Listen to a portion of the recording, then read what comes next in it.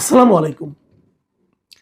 প্রিয় দর্শক, 12ই ফেব্রুয়ারি নির্বাচনের পর থেকে আমাদের অন্তর্বর্তীকালীন সরকারের মূলত কাজ শেষ হয়ে গিয়েছিল এবং তারপর তার কয়েকদিনের মধ্যে ওনারা ক্ষমতাও হস্তান্তর করে দিয়েছেন নবনির্বাচিত বিএনপির কাছে।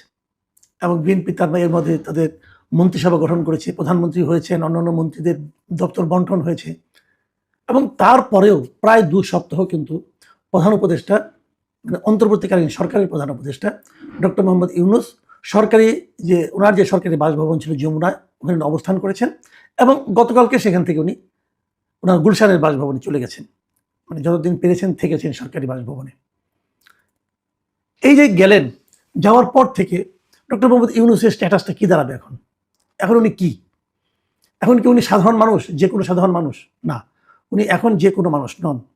উনি আগে গ্রামীণ ব্যাংকের যখন এমডি ছিলেন, অথবা গ্রামীণের লোক হিসেবে যখন গ্রামীণ ফাউন্ডেশনের লোক ছিলেন, অথবা গ্রামীণ টেলিকমের চেয়ারম্যান অথবা অন্য কিছু ছিলেন, তখন উনি যে মাপের লোক ছিলেন, ওনাকে সরকার যে পরিমাণ নিরাপত্তা দিত, তার সঙ্গে কিন্তু বর্তমানে নিরাপত্তার কোনো তুলনা হবে না।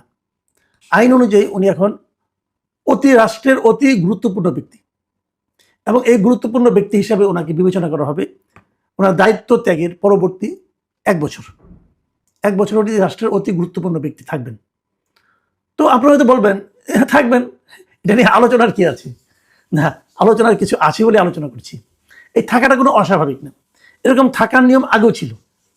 2006 সালে একটা আইন করা হয়েছিল, সেটাকে এসএসএফ আইন বলতে পারেন আপনার, কারণ এই পর্যায়ে ওনাকে এসএসএফ আমরা যেটাকে বলি যে প্রেসিডেন্টের সঙ্গে থাকে, প্রাইম মিনিস্টারের সঙ্গে থাকে, যে স্পেশাল সিকিউরিটি ফোর্স এসএসএফ, ওই এসএসএফ এর একটা অর্ডিন্যান্স 2006 সালে হয়েছিল এবং তখন তারা কিছু কথা বলেছিল। এমনি যারা নাকি প্রেসিডেন্ট থাকেন, প্রধানমন্ত্রী থাকেন, তারা তো এসএসএফ এর সিকিউরিটি পান এবং তখন ওনারা থাকেন হলো VVIP, very very important person.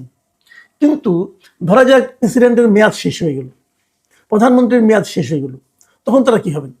তখন তারা ভেরি ভেরি ইম্পর্টেন্ট পার্সন থাকবেন না, তখন তারা হয়ে যাবেন very important person, VIP, VVIP না।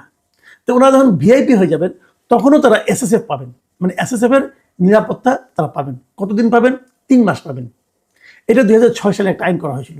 সেই আইনে কে কে ইনক্লুডেড ছিল? সে আইনে ইনক্লুডেড ছিল রাষ্ট্রপতি, প্রধানমন্ত্রী এবং তখন কিন্তু তত্ত্বাবধায়ক সরকারের ব্যাপারটা তখনও ছিল 2006 সালে, এবং তত্ত্বাবধায়ক সরকারের যিনি প্রধান উপদেষ্টা হবেন, এই 3 জন তার যে সরকারি দায়িত্ব, যে পদ, সেই পদের কাজ শেষ হয়ে যাওয়ার পরেও পরবর্তী 3 মাস তারা ভেরি ইম্পর্টেন্ট পার্সন হিসাবে, অতি গুরুত্বপূর্ণ ব্যক্তি হিসাবে সরকারের কাছে বিবেচিত হবে, রাষ্ট্রের কাছে বিবেচিত হবে। রাষ্ট্র এদেরকে পরবর্তী 3 মাস এসএসএফ সহ এবং অন্যান্য নিরাপত্তা সুযোগ সুবিধা দেবে। আরও একজনকে দেবে। সেই জনটা হলো যে জাতীয় সংসদে তিনি বিরোধী দলের নেতা হবেন।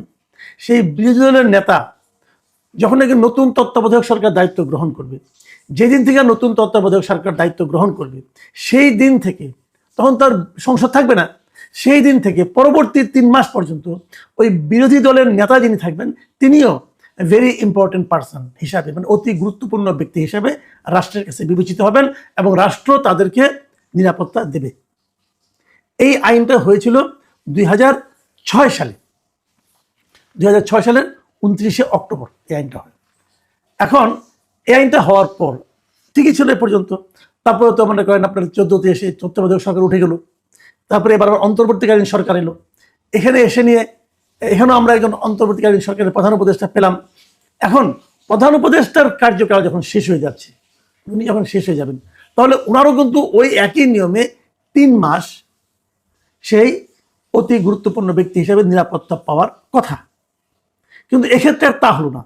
এক্ষেত্রে যে জিনিসটা হলো, আমরা দেখলাম যে এই বছরের 2026 সালের নির্বাচনের ঠিক 2 দিন আগে নতুন একটা অধ্যাদেশ হলো, একটা সরকারি বিজ্ঞপ্তি হলো, এবং সেই বিজ্ঞপ্তিতে বলা হলো যে প্রধান উপদেষ্টা যিনি থাকবেন, তিনি পরবর্তী দায়িত্ব শেষ হওয়ার পরেও 1 বছরের জন্য উনি ভিআইপির মর্যাদা পাবেন। এই যে নতুন যে প্রজ্ঞাপনটা হয়েছে ফেব্রুয়ারির 10 তারিখে, সেখানে আসলে কি লেখা হয়েছে? সেখানে লেখা হয়েছে যে অন্তর্বর্তীকালীন সরকারের প্রধান উপদেষ্টা ডক্টর মোহাম্মদ ইউনূসকে তাহার দায়িত্ব হস্তান্তরের তারিখ হইতে 1 বছরের জন্য অতি গুরুত্বপূর্ণ ব্যক্তি হিসেবে এই সরকার ঘোষণা করলো এবং এটা অবিলম্বে কার্যকর হবে। রাষ্ট্রপতির আদেশ ক্রমে মোহাম্মদ সাইফুল্লাহ পান্না, মানে এটা কে করলো? রাষ্ট্রপতি করলো, আদেশটা দিল রাষ্ট্রপতি। এখন অনেকে হয়তো প্রশ্ন করবেন যে দিন কয়েক আগে রাষ্ট্রপতি তো মানে খুব দুঃখ করে একটা ইন্টারভিউ বললেন যে তাকে কিভাবে ডক্টর ইউনূস পদে পদে অপমান করেছে, এটা তিনি বলেছেন। তো তার মানে রাষ্ট্রপতির সঙ্গে ডক্টর ইউনূসের সম্পর্ক মোটেই ভালো ছিল না, তারপরেও রাষ্ট্রপতি এই ধরনের একটা আদেশ দিল, তার জন্য এত ভালো কিছু করলো। বিষয়টা আসলে এরকম না, এরকম না কেন আমি বলি, বাংলাদেশের সব কিছুই রাষ্ট্রপতির আদেশ ক্রমে হয়। এখন আমার তো মাঝে মাঝে মনে হয় যদি রাষ্ট্রপতিকে কোনো কারণে সরে যেতে হয় তখন তো বলা হবে রাষ্ট্রপতির আদেশ ক্রমে ওনাকে সরিয়ে দেওয়া হলো। এটা একটা ফ্রেজ মাত্র, এটা একটা মানে বলা হয়ে থাকে। এদেশে যা কিছু হয়, যত আইন হয়, সবই রাষ্ট্রপতির আদেশ ক্রমে হয়। আসলে হয়তো অনেক কিছু রাষ্ট্রপতি জানেনও না। এই যে রাষ্ট্রপতির ওখান থেকে যে আপনার রাষ্ট্রপতির অভিযোগ করেছে যে ওনার এখান থেকে যে মিডিয়া এই যে ইটা সেলটা সেটা সরিয়ে নেওয়া হয়েছে, যদি কোনো আদেশে নেওয়া হয়ে থাকে বলা হবে ওখানেও রাষ্ট্রপতির আদেশ ক্রমে হবে। রাষ্ট্রপতি অনেক কিছু জানেন না, কিন্তু ওনার আদেশ ক্রমে সব কিছু হয়। এবং বাংলাদেশের সংবিধান অনেকটা এরকমই, যে রাষ্ট্রপতি যা কিছু করেন প্রধানমন্ত্রী পরামর্শক্রমে করেন। মানে উনি কোনো কিছু নিজে নিজে করতে পারেন না, মাত্র দুটো জিনিস ছাড়া। এক নম্বর জিনিস হলো উনি একজনকে প্রধানমন্ত্রী নিয়ে করতে পারেন নিজের ইচ্ছায়, আরেকজনকে প্রধান বিচারপতি করতে পারেন নিজের ইচ্ছায়। এছাড়া উনি নিজের ইচ্ছায় কিচ্ছু করতে পারেন না। কাজে এই যে ডক্টর ইউনূসকে 1 বছরের দেওয়া হয়েছে, এটাও ডক্টর ইউনূসেরই ইচ্ছায়, ডক্টর ইউনূস যেভাবে চেয়েছেন সেভাবে হয়েছে।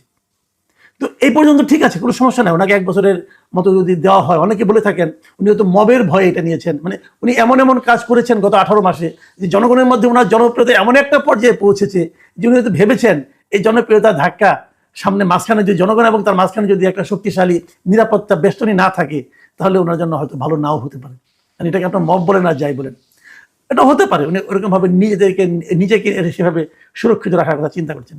কিন্তু আমার প্রশ্ন অন্য জায়গায়। আমি সবসময় কিন্তু বলে এসেছি যে ডক্টর ইউনূস একজন স্বার্থপর টাইপের লোক, এবং উনি দায়িত্ব নেওয়ার পর নিজের যা যা সুবিধা সব আদায় করে নিয়েছেন। নিজের নামে যে যে মামলা ছিল সবগুলি মামলা উনি কিন্তু নিজে থেকে প্রত্যাহার করে নিয়েছেন নির্বাহী আদেশ দিয়ে। ওনার বিরুদ্ধে হাইকোর্টে একটা রায় হয়েছিল যে 666 কোটি টাকা ওনাকে ট্যাক্স ফাঁকির মামলায় ওনাকে দিতে হবে। সেই মামলা যে বিচারক তার রায় দিয়েছিল, সেই বিচারক উনি ক্ষমতা মানে আপনার অগাস্টের 3 তারিখে 2024 রায় দিয়েছিলেন যে 666 কোটি টাকা ওনাকে দিতে হবে। এবং আপনারা জানেন হাইকোর্টে কি হয়, রায় দেওয়া হয়ে গেলে প্রথমে শর্ট রায়টা পড়া হয়, পরবর্তী সময়ে সেই রায়টা আবার ডিটেল লিখতে হয়। যখন ডিটেল লেখার সময় আসলো তখন ইউনূস সাহেব আবার তখন প্রধান উপদেষ্টা হয়ে গেছেন, তখন আর ওই বিচারকের রায় লেখে না। আগের বার উনি যে শর্ট রায় দিয়েছেন তখন হাসিনা ছিলেন, তো ওই বিচারপতি এমনই বিবেক সম্পন্ন যে উনি পরের বার লেখেন না। এটা ওনাকে প্রশ্ন করেছেন, তাহলে হয় উনি আগের বার ভয়ে রায় দিয়েছেন, পরের বার আবার ভয়ে রায় লিখতে পারেন না, যে কোনো একটা তো হবে। তো যাই হোক, উনি কিন্তু ওই টাকাটাও দেন না, ওটা কিন্তু উনি মৌকুফ করে নিয়েছেন। তার মানে নিজের সব স্বার্থ আদায় করে নিয়েছেন।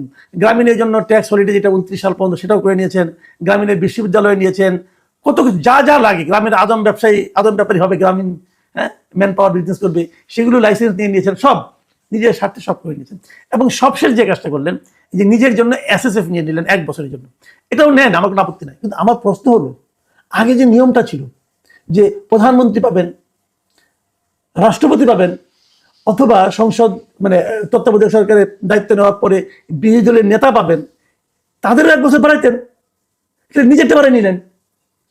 কারণ এই যে তারেক রহমান, উনি যখন নাকি আগামীতে যদি এই আইনগুলি থাকে, তাহলে আগামীতে উনি যখন ক্ষমতা থেকে চলে যাবেন, সংসদ ভেঙে যাবে, তারপরে উনি মাত্র ভিআইপি ইটা পাবেন, আপনার মানে ভিআইপি মর্যাদাটা ভোগ করতে পারবেন মাত্র 3 মাস। অথবা আমাদের যে এখন যিনি রাষ্ট্রপতি আছেন শাহাবুদ্দিন আহমেদ, উনি যদি চলে যান কালকে এই পদত্যাগ করেন অথবা কোনো কারণে উনি চলে যান যে আমি আর রাষ্ট্রপতি থাকবো না, অথবা যেদিনই যাবেন ওনার মেয়াদ যখন শেষ হবে তারপর যখন যাবেন, উনি যাওয়ার পর মাত্র 3 মাসের সুযোগটা পাবেন। তাই সবাই 3 মাস করে পাবেন, ইউনূস সাহেব পাবেন 1 বছর। কারণটা কি? ইউনূস সাহেবকে 1 বছর পেতে হবে কেন? নিজের জন্য এই আইনটা করে নিলেন। মানে আপনি মানে অন্য কারোর মতো না, আপনি এমন একটা জায়গায় আছেন যে আপনার জন্য বেশি লাগবে। এই যে স্বার্থপরতাটা না, এটা মানুষের চোখে লাগে। অনেকে হয়তো বলেছে আপনি ভিআইপি মর্যাদা পাবেন কেন, না পাবেন, আমার কোনো আপত্তি নাই। কিন্তু আমার কথা হলো যখন আপনি আপনারটা বাড়ালেন, সবারটা বাড়াই দিতেন, অথবা যখন আপনার দরকার হবে ওই আইনটার মতো করে আপনি পাইতেন। ওই আইনটা তো বাতিল হয়নি আগের আইনটা, তা আপনার জন্য 1 বছর করতে হবে কেন? এই যে একটা লোভ এবং এই নির্লজ্জ লোভ, মানে যে লোভটা প্রকাশ করতে কোনো লজ্জা এবং বিব্রত বোধ পর্যন্ত উনি করেন না, এটাই ডক্টর ইউনূস। উনি লজ্জা পান না, নিজের স্বার্থ প্রাপ্তির ক্ষেত্রে উনি লজ্জা পান না। এই নির্লজ্জ লোকটাই গত 1.5টা বছর আমাদের উপর, আমাদের শাসন ক্ষমতায় ছিলেন, আমাদের দেশকে কোথায় পৌঁছে দেওয়ার কথা আমাদের লোভ দেখিয়েছিলেন। আমাদেরকে স্বপ্ন দেখিয়েছিলেন এবং সেই স্বপ্নের কোনোটাই বাস্তবায়িত হয়নি। ওনার দেখানো স্বপ্ন একটাও বাস্তবায়িত হয়নি। সারা দুনিয়াকে উনি যে স্বপ্ন দেখান সেটাও আমাদের এখানে বাস্তবায়ন করার চেষ্টাই করতে পারেননি। এই হলো